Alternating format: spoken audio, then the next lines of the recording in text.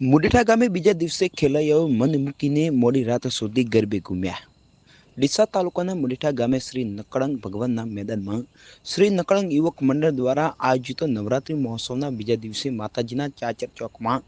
ગરબાની રમઝટ જામી હતી અને નામાંકિત કલાકાર તત્તીબેન સોલંકીએ મન મૂકીને ગરબા ગાઈને ખેલૈયાઓને મોડી રાત સુધી મન મૂકીને ગુમાવ્યા હતા અને ખેલૈયાઓ ત્રણ તાળે વિવિધ સ્ટેપ સાથે શરૂઆતમાં જ ભારે ઉત્સાહ સાથે કલાકારોના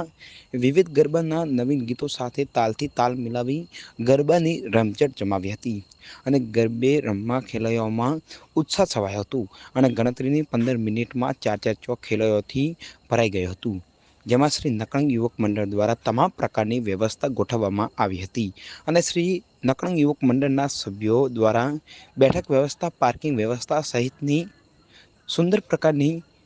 વ્યવસ્થા કરવામાં પણ આવી રહી છે।